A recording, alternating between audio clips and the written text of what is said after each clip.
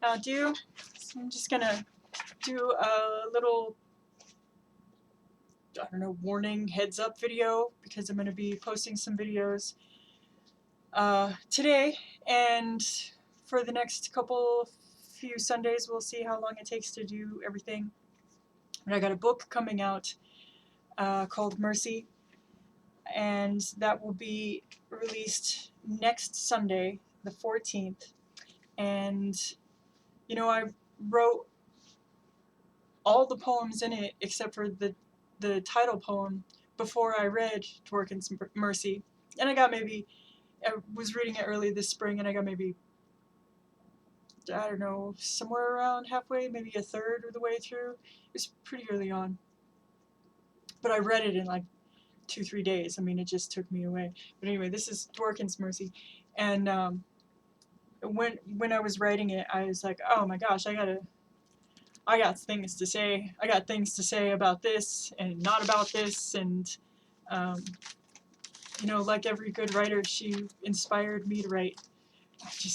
There could be no higher honor for a writer when somebody says, wow, listening to you makes me want to write, or reading you makes me want to write. And she's such a good writer.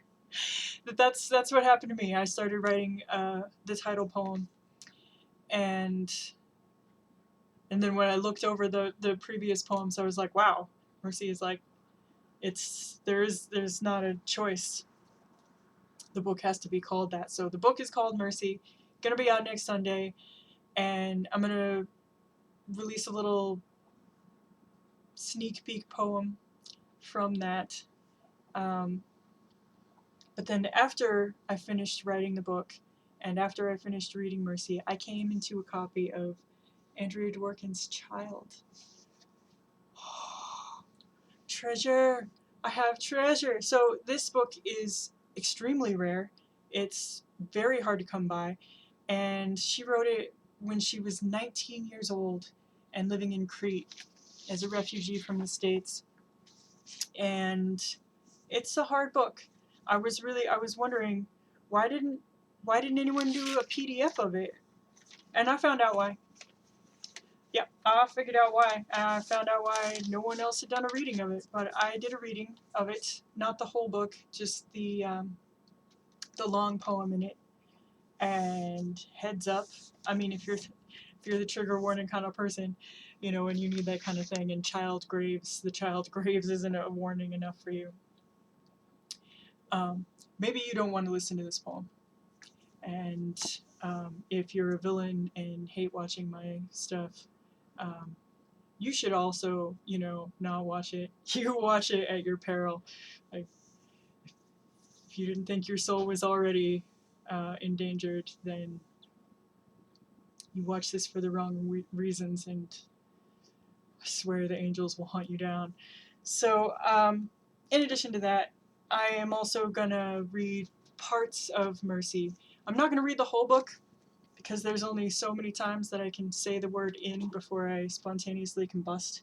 So I'm gonna do another reading. I'm gonna read it one more time to myself and find the parts that I want to read. Because every time I read a chapter, I was like, no, I'll read this chapter instead. Because I knew right away I didn't want to read the whole thing.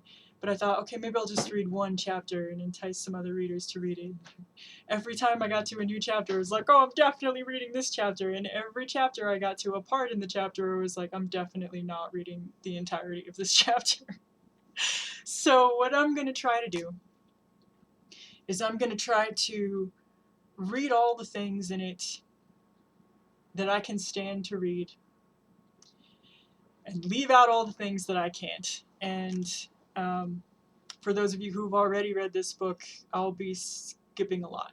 Because there's a lot of hard stuff in here. But there's also so much beauty, so much glory, and so much brutal honesty, because she writes it from the perspective of these different ages that she's been, and from the perspectives of two people who are not her friends.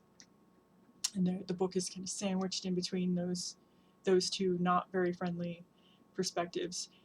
And when I was reading it, I remember thinking, God, I remember feeling this way when I was that age, and I remember thinking those thoughts when I was this age, and she was so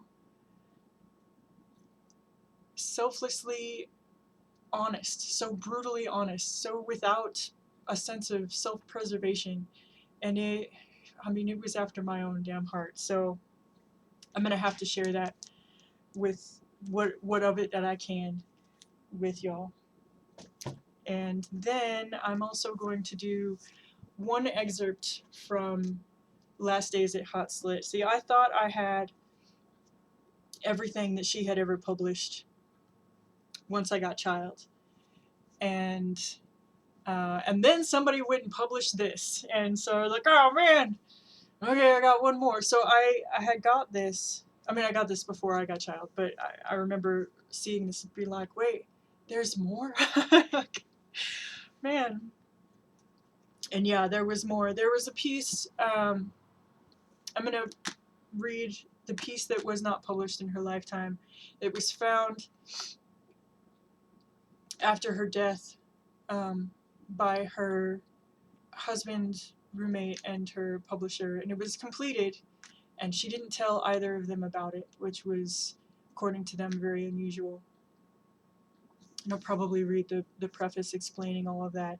But this is a hard read, and in lieu of reading all the devastating stuff from Mercy, I will just read the entirety of the devastating stuff from this last piece that she wrote and did not publish. And so that's a little warning, heads up,